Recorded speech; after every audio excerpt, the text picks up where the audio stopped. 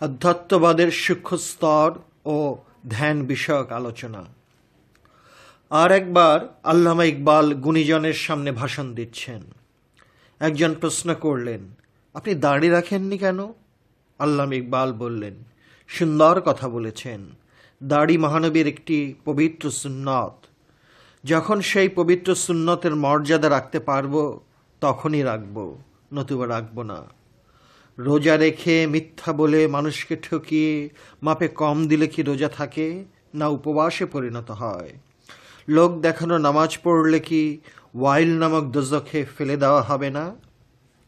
তখনকার দিনের আলেমেরা হয়তো এত বড় সত্য কথাটি বলার পরও কিছু বলেননি।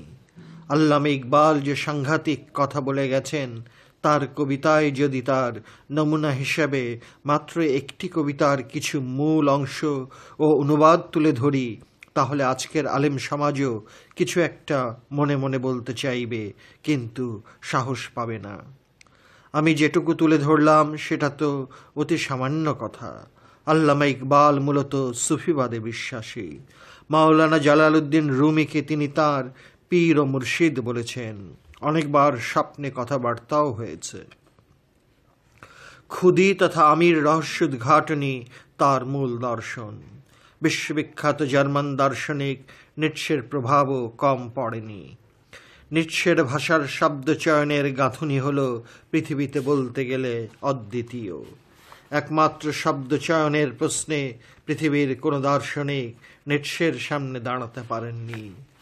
আর সেই অপূর্ব শব্দচয়নের বাহাদুরিটা দেখতে পাই আল্লামা ইকবালের রচনায়। কেবলমাত্র বাক্য রচনায় নিটশের এতখানি প্রভাব আল্লামা ইকবালের মধ্যে পড়েছে যে উভয়ের রচনা পড়লে অবাক হতে হয়।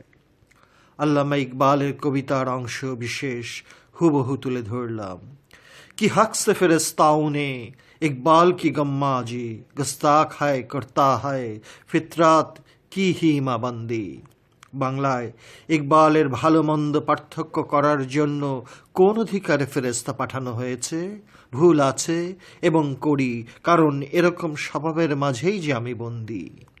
আরেকটি কবিতার কিছু অংশ তুলে ধরছি। न तू जमी के लिए है न आसमां के लिए, जहाँ है तेरे लिए तू नहीं जहाँ के लिए, सितारों से आगे जहाँ और भी है, अभी इश्क की इम्तिहान और भी है, ये हिकमत मालाकूती ये इल्म लाहूती, हरम की दर्द का दरमा नाही तो कुछ भी नहीं। বাংলায় বললে, তুমি পৃথিবী এবং আকাশের জন্য নাও, এই জগৎ তোমার জন্য, তুমি জগতের জন্য নাও। তার উপরেও আরো জগৎ আছে, কিন্তু ভালোবাসার জগৎ আরো অনেক উপরে। এই বিজ্ঞান ফেরেশতার জগতের, এই জ্ঞান লা মোকামের। যদি তোমার আমির প্রতি যত্নবান না হও তো কিছুই পাবে না। মালাকুত রাজ্যের বিজ্ঞান, নাই রাজ্যের জ্ঞান যদি অর্জন করতে চাও, তাহলে তোমার আমিকে পবিত্র করতে হবে। আমির পবিত্রতা ছাড়া এই বিজ্ঞান ও জ্ঞান অর্জন করা সম্ভব নয়, কারণ এই জাতীয় জ্ঞান বিজ্ঞান বই পড়ে অর্জন করা সম্ভব নয়। এই জ্ঞান বিজ্ঞানকে এলমে লাদুনি তথা সিনায় সিনায় মারেফতের জ্ঞান বলা হয়। দুনিয়ার জ্ঞান বিজ্ঞান অর্জন করতে হলে বই পড়তে হবে, স্কুল কলেজ আর ভার্সিটিতে অধ্যয়ন করতে হবে। কিন্তু মারেফতের জ্ঞান তথা ইলমে লাদুনি অর্জন করতে হলে পীর ধরে যোগ সাধনায় তথা সালাতুজ জিকিরে ধ্যান মগ্ন হতে হবে।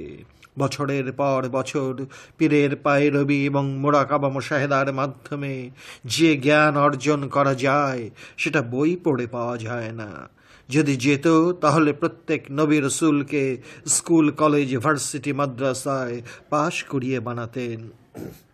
এই জাতীয় বিদ্যা শিক্ষার মাধ্যমে শিক্ষক, অধ্যাপক আর মোল্লা বানানো যায়, কিন্তু ওলিয়ে কামেল হওয়া যায় না।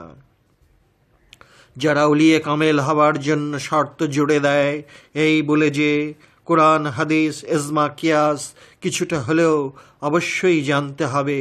এরকম শর্তযুক্ত আলেমেরা বই পড়া জ্ঞানী, কিন্তু এলমে লাদুনি সম্পূর্ণ অন্য বিষয়। যদি তাই না হতো তাহলে যত নবী রসুল পাঠানো হয়েছে সবাই ছিলেন উম্মি। তাই কোরআন বলছে, যত উম্মি রসুল পাঠানো হয়েছে তার মধ্যে আপনিও একজন উম্মি নবী। দুনিয়ার এলেম ভুলে যাওয়ার স্বার্থে বিখ্যাত আলেম ইমাম ফখরুদ্দীন রাজিকে মুরিদ করার কথা ঘোষণা করেছিলেন কামেল পীর তথা গুরু হযরত নজমুদ্দিন কোবরা। বিখ্যাত সুফি দার্শনিক ইমাম গাজ্জালি মুরিদ হয়েছিলেন এমন এক ওলিয়ে কামেলের কাছে যিনি লেখাপড়া কিছুই জানতেন না। ইমাম গাজ্জালির পীর ও মুর্শিদের নাম হযরত আবু আলী ফরমাদি। বিশ্ববিখ্যাত মাওলানা জালালউদ্দিন রুমি মুরিদ হয়েছিলেন লেখাপড়া না জানা হযরত বাবা শামসুত তাবরিজের কাছে। প্রশ্ন আসতে পারে, তারা কেন লেখাপড়া না জানা ওলিদের কাছে মুরিদ হলেন? এখানেই আল্লামা ইকবাল তার পীর ও মুর্শিদ একজন নাম না জানা মজ্জুবের কথা উল্লেখ করে মাওলানা রুমির আদেশ উপদেশ পেয়েছেন বলে বারবার ঘোষণা করেছেন। সাধনার বিশেষ একটি মকামে গিয়ে আল্লামা ইকবাল বুঝতে পারলেন যে এই জাতীয় হিকমত ও ইলম দুনিয়ার কোনো মাদ্রাসা আর বিদ্যালয় হতে অর্জন করা যায় না। এই জাতীয় হিকমত আর এলেম অর্জন করতে হলে কিছুদিন নির্জন বাস এবং হীরা গুহার মতো নির্জন ঘরে অথবা কবর খুঁড়ে অথবা অনেক রকম পদ্ধতিতে সাধন ভজন করে পেতে হবে। আপন গুরুর ধ্যানের পর ধ্যান, রিয়াজতের পর রিয়াজত এবং গুরুর দেওয়া সাধনায় মগ্ন থেকে কামিয়াব হওয়া যায়। কাশফের দরজা খুলতে হলে আপন পীর ও মুর্শিদের চেহারা মাহমুদা মোকামে অর্থাৎ দুই ভ্রুর মাঝখানে রেখে ধ্যান করতে হয়। এই ধ্যান যোগ খুবই কঠিন। নফসে আম্মারাকে নফসে লাওয়ামা করতে হলে এবং নফসে লাওয়ামাকে নফসে মুতমান্নাতে পরিণত করতে হলে আপন পীর ও মুর্শিদের ধ্যানে মগ্ন থাকতে হয়। মুর্শিদের দেওয়া ওজিফায় আল্লাহর জিকির ও ফিকিরে থাকতে হয় কম করে হলেও 10-12 বছর। আবার এটাও ঠিক যে এই ইলমে লাদুনি সম্পূর্ণরূপে দান করার উপর নির্ভর করতে হয়, কারণ এই ইলমে লাদুনি যাকে ইচ্ছা আল্লাহ তাকে দান করেন। আল্লাহর খাস রহমত ছাড়া ইলমে লাদুনির মালিক হওয়া যায় না। তাই পীরের প্রতি বিশেষ আকর্ষণ ও ভালোবাসার মাধ্যমে আল্লাহ রহমত দান করেন। কোরআন বলছে, যাকে হিকমতের জ্ঞান দান করা হয় তাকে যথেষ্ট কল্যাণ দান করা হয়। পীরের প্রতি গভীর ভালোবাসার একটি বিশেষ দিক সর্বপ্রথম নজরে রাখতে হবে। এই বিশেষ দিকটি হলো ভালোবাসার মূল ও প্রধান বিষয়। এই মূল বিষয়টিকে হালকাভাবে গ্রহণ করলে অথবা কম গুরুত্ব প্রদান করলে পীরের দেওয়া ওজিফা দিনের পর দিন মনে মনে পাঠ করলেও ফল পাওয়া যায় না।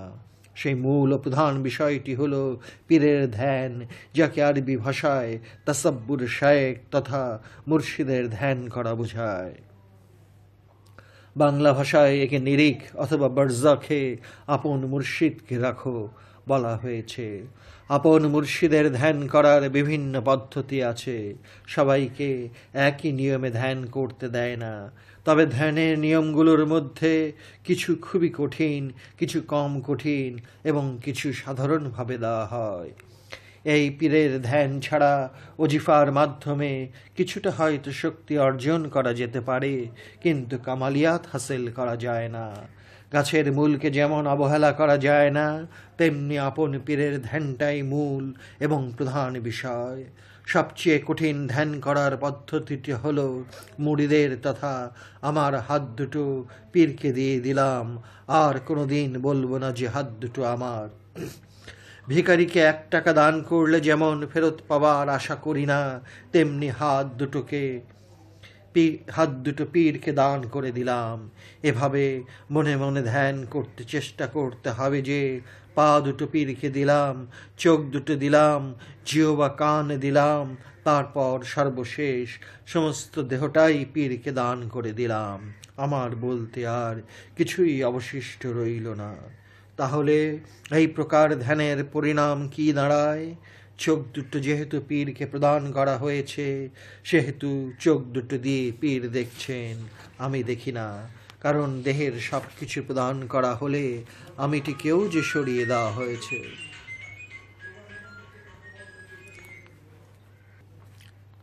জিহ্বা দিয়ে পীরে খান, আমি খাই না।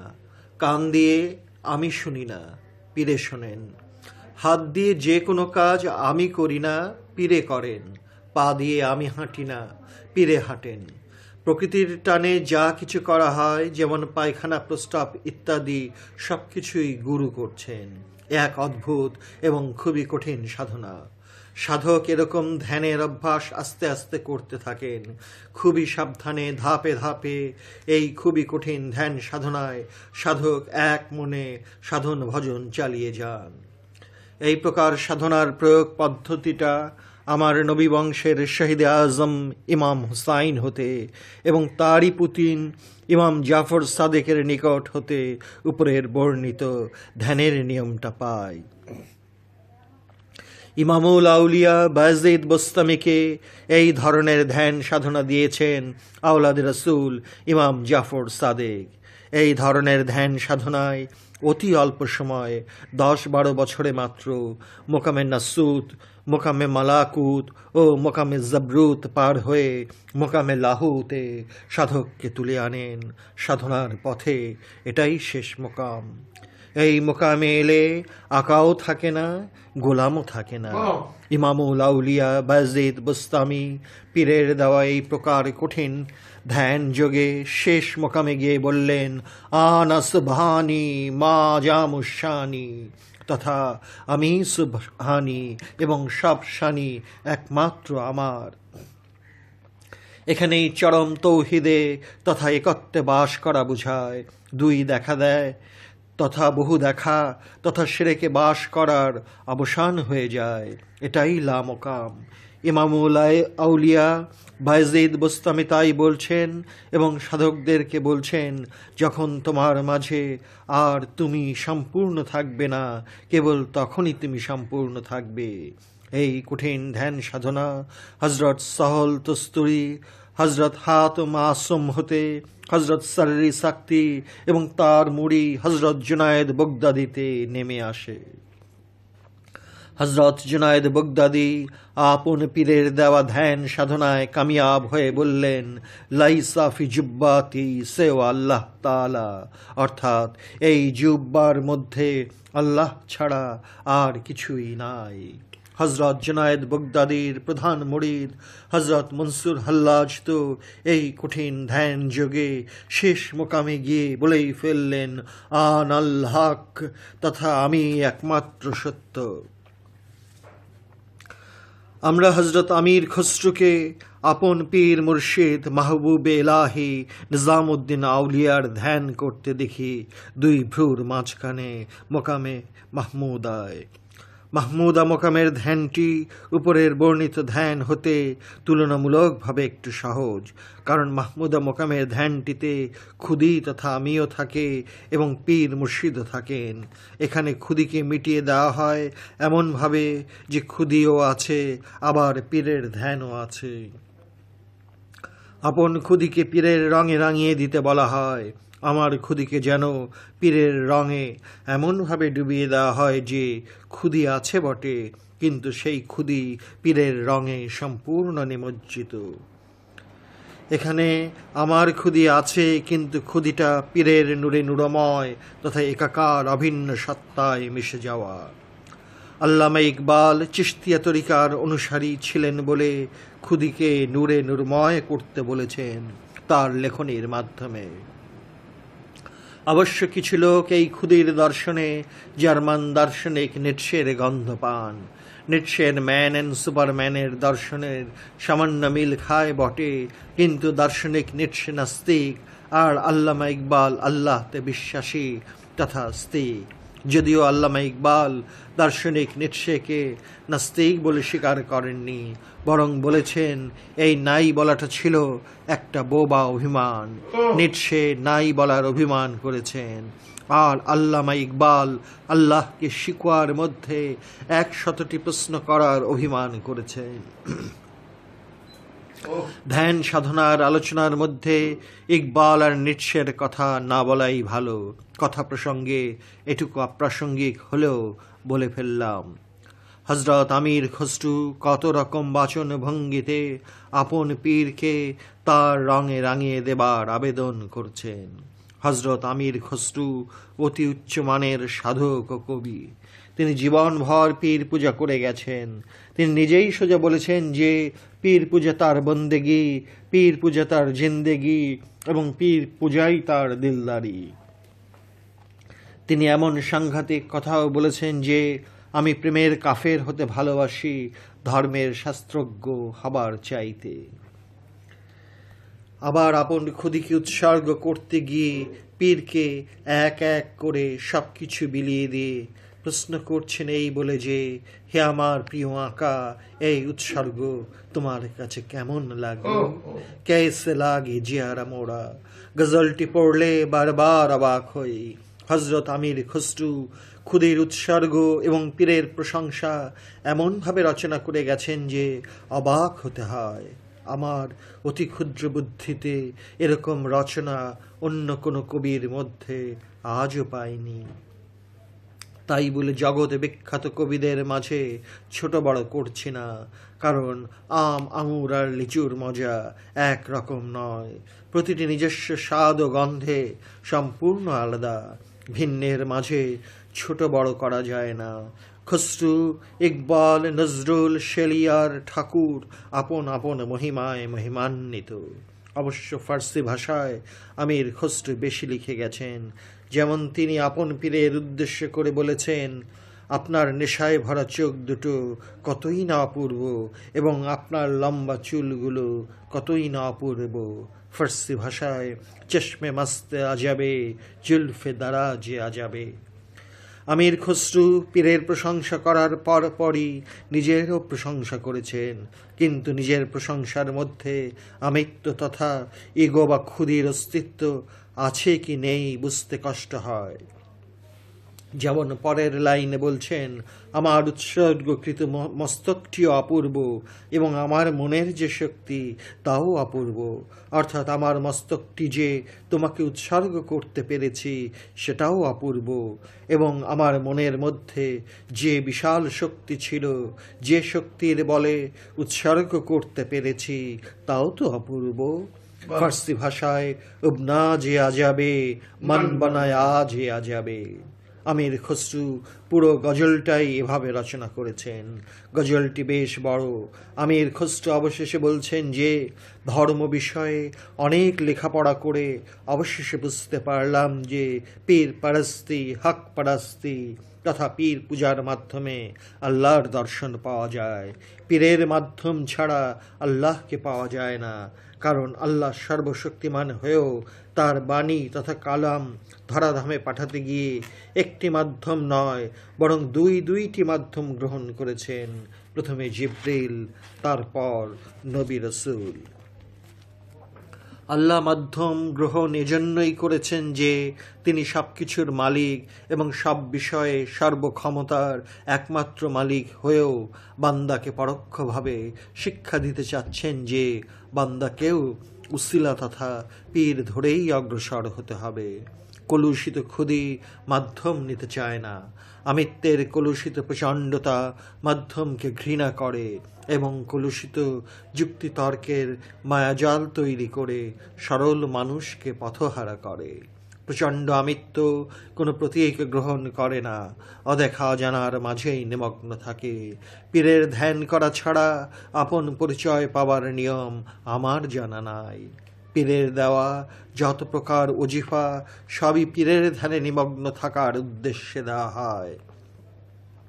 ধ্যান বাদ দিয়ে কেবল ওজিফা পাঠে আপন পরিচয় তথা রহস্যলোকে প্রবেশ করার আর কোনো পথ আছে কি না আমার জানা নাই। কারণ মানুষের মন মানসিকতা এত তাড়াতাড়ি এক বিষয় হতে অন্য বিষয়ে ধাবিত হয় যে মনটাকে একটি বিষয়ের মধ্যে ডুবিয়ে রাখা খুবই কঠিন কাজ। কারণ মানুষের মন অস্থির, চঞ্চল, আর প্রতিটি মুহূর্তে অনেক বিষয়ের চিন্তা আপনিই এসে পড়ে। এই জাতীয় মনটাকে কেবল একটি বিষয়ের মাঝে ডুবিয়ে রাখার নামই হলো পীরের ধ্যান। এই ধ্যান বিহনে এলমে লাদুনির রাজ্যে প্রবেশ করা যায় কিনা আমার জানা নাই। ধ্যানের নিয়ম অনেক প্রকার, কিন্তু ধ্যানের আসল বিষয়টি এক ও অভিন্ন। মুনি, ঋষি, যোগী, সন্ন্যাসী, সাধু, পীর, ফকির, অলি, দরবেশ সবাই ধ্যান করেছেন। ধ্যানের নিয়মগুলো অনেক রকম দেখতে পাই, কিন্তু মূলে এক ও অভিন্ন। এমনকি নবী রাসূলেরাও ধ্যান করেছেন, যদিও তারা মনোনীত এবং নির্বাচিত। নবী রাসূলেরা তাদের অনুসারীদেরকে ধ্যান তথা যোগ সাধনা বা সালাত শেখাবার জন্য করেছেন, কারণ তারা ধ্যান ও যোগাযোগের বা সালাতের প্রশ্নে পূর্বেই নির্বাচিত এবং মনোনীত। এমনকি মহানবীকে আমরা দেখতে পাই হেরা গুহায় ধ্যান করতে। তিনি ধ্যানের অনেক ঊর্ধ্বে, কারণ আদমের দেহধারণের অনেক আগেই তিনি নবী। এই ধ্যান ও যোগ সাধনাকেই আরবি ভাষায় দায়মি সালাত বলা হয়। কোরআনের সূরা মারাজের 23 নম্বর আয়াতটি এর একটি উজ্জ্বল দৃষ্টান্ত। দায়ামি সালাতে প্রবেশ করার জন্যই অনেক নবী রসুল অনেক রকম আনুষ্ঠানিক সালাত প্রদান করেছেন। আনুষ্ঠানিকতার প্রশ্নে অনেক প্রকার, কিন্তু মূলে এক ও অভিন্ন। এই সামান্য কথাটুকু বুঝবার অভাবে আমাদের মধ্যে ভুল বুঝাবুঝি, মত পার্থক্য দেখা দেয়। পরিশেষে ফেরকাবাজি, হানাহানি, মারামারি এবং খুন খারাপিতে মানব সমাজ বহু বিভাগে বিভক্ত হয়ে পড়ে এবং পড়েছি। এজন্যই কুরআনুল করিমে মূল সালাতের উল্লেখ করা হয়েছে এবং আনুষ্ঠানিক সালাতের নিয়ম পদ্ধতির উল্লেখ পাওয়া যায় না। কারণ প্রথম নবী আদম, তারপর নূহ হতে ঈসা পর্যন্ত সবার উপর সালাত কায়েমের নির্দেশ কোরআনে পায়, কিন্তু তাদের সালাত কায়েম করার জন্য এক এক নবীর এক এক রকম আনুষ্ঠানিক নিয়মের উল্লেখ পায়। মূল বিষয়টি কোরআনে বারবার উল্লেখ করা হয়েছে। এই ধ্যান যোগ বা সালাতুজ জিকিরকে বাদ দিয়ে যারা ওজিফা পাঠে নিমগ্ন থাকেন, তারা ওজিফার সাধন ভজনেও একেবারে যে বিফল হন না তা নয়। এই জাতীয় ওজিফা সাধনে আমেলিয়াত হাসিল করা যায় এবং কোনো কোনো ক্ষেত্রে উপকার অপকার দুটোই করতে দেখি। জিন সাধন, জিনকে গোলাম বানিয়ে জিনের দ্বারা কিছু কাজ করানো, এরকমভাবে বিভিন্ন প্রকার আমল হাসিল করার নিয়ম পদ্ধতি অনেক ধর্মের মাঝেই কম বেশি দেখতে পাই। বেশিরভাগ মানুষ আমল হাসিল করাটাই ভালোবাসে, কারণ এতে জাগতিক লাভ লোকসানের প্রশ্ন জড়িয়ে থাকে। জাগতিক লাভের জন্য দুনিয়াতে কত প্রকার প্রতিযোগিতা যে চলছে তাও কি বলতে হবে অথবা ব্যাখ্যা দিতে হবে? সূর্যের আলো ছড়ানোর যেমন সাক্ষীর প্রয়োজন হয় না, তেমনি জাগতিক প্রতিযোগিতার সাক্ষ্য দেবার প্রয়োজন হয় না। এমনকি আধুনিক বিজ্ঞানের জয়যাত্রার মধ্যেও অনেক প্রকার উপকার যেমন দেখতে পাই, আবার অপকারের ভয়াবহ বৃষ্টিরূপটাও দেখতে পাই। সেদিনের হাঁটি হাঁটি পায়ের বিজ্ঞানে অ্যাটম বোমার কদাকার ভয়ঙ্কর রূপটি কি হিরোশিমা এবং নাগাসাকিতে দেখতে পাননি? আর এই আধুনিক বিজ্ঞানের মারণাস্ত্র যে কতখানি ভয়ঙ্কর হতে পারে তা আমরা খবরের কাগজে হর হামেশাই পড়ে থাকি। সুতরাং বস্তুবিজ্ঞানের বেলায়ও বিজ্ঞানীকে একাগ্র মনে সাধনা করতে হয় নতুন নতুন আবিষ্কারের নেশায়, এবং এই আবিষ্কার আমাদেরকে ভালো মন্দ দুটোই দিতে পারে। বস্তুবিজ্ঞানের সাধনা বাহিরের বিষয় বা জগৎকে সামনে রেখে করতে হয়। এই সাধনাও অনেক প্রকার নিয়ম আছে, তবে প্রধান নিয়মটি হলো মনটাকে পুরোপুরি সেই বিষয়টিতে একাগ্র মনে গবেষণার পর গবেষণা চালিয়ে যেতে হয়। ফাঁকি দেবার প্রশ্নই উঠতে পারে না। দুনিয়ার যাবতীয় বিষয়ের চিন্তাগুলোকে দূরে সরিয়ে কেবলমাত্র গবেষণার বিষয়টি নিয়ে সাধনার পর সাধনা চালিয়ে যেতে হয়। লোকসান ব্যর্থতার কথা যদি প্রথমেই মনের মাঝে দানা বাঁধে, তাহলে সাধনার মধ্য দিয়ে গবেষণার উৎসাহ হারিয়ে যায়। এই এগিয়ে যাওয়ার প্রশ্ন থাকে অবিচল বিশ্বাস। বিশ্বাসই কেবল জন্ম দিতে পারে ভক্তির, তাই বিশ্বাসের পাশাপাশি ভক্তি থাকতেই হবে। সেই বিশ্বাস ভক্তিটা বস্তু জগতের সাধনাতে যেমন প্রয়োজন, তেমনি অধ্যাত্ম জগতের বেলাতেও দরকার। উভয়টির সাধনার মূল বিষয়টি এক, কারণ কিছু পেতে হলে, কিছু আবিষ্কার করতে হলে সাধনা করতেই হবে। বিশ্বাস ছাড়া সাধনার পথে কেউ হাঁটতে চাইবে না, এবং সাধনার পথে একটি পাও ফেলতে চাইবে না। পাওয়া না পাওয়ার বিষয়টি সাধনার শেষ পর্যায়ে ধরা পড়বে। সামান্য ব্যবসা বাণিজ্যে লাভ হওয়ার আশায় সাধারণ মানুষ এগিয়ে যায়। যদি প্রথমেই লাভ হবে না বলে বিশ্বাস করে, তাহলে সেই রকম ব্যবসায় একটা গণ্ডমূর্খ মানুষও এগিয়ে যাবে না, এবং এগিয়ে যাবার প্রশ্নই ওঠে না। বস্তুবিজ্ঞানের বিষয়টি বাহিরকে জানার সাধনা। বস্তুবিজ্ঞানের মূল মন্ত্রই হল বাহিরকে খুঁটিয়ে খুঁটিয়ে জানবার প্রবল ইচ্ছা। ভিতরকে জানবার ইচ্ছা থাকে প্রচুর, কিন্তু এখনও ভিতরকে জানতে পারেনি। মনোবিজ্ঞানের অনেক প্রকার শাখা প্রশাখায় অধ্যাত্মবাদের কিছুটা গন্ধ আছে বা থাকতে পারে বলে প্রচুর গবেষণা চলছে, এবং মনের ভিতর যে আরেকটি মহামন লুকিয়ে আছে তা কেমন করে ধরতে হবে সেই গবেষণাও প্রচুর চলছে। কথায় বলে, আল্লাহ একাগ্র সাধনার পথে কিছু না কিছু দিয়ে থাকেন। আমরা ধর্মকে গণ্ডিতে এনে ফেলি বলে গণ্ডির দেয়াল ভাঙতে পারি না, কিন্তু সব মানুষই তো এক আল্লাহর বান্দা, তার দয়া মায়া তো সবার প্রতি সমান।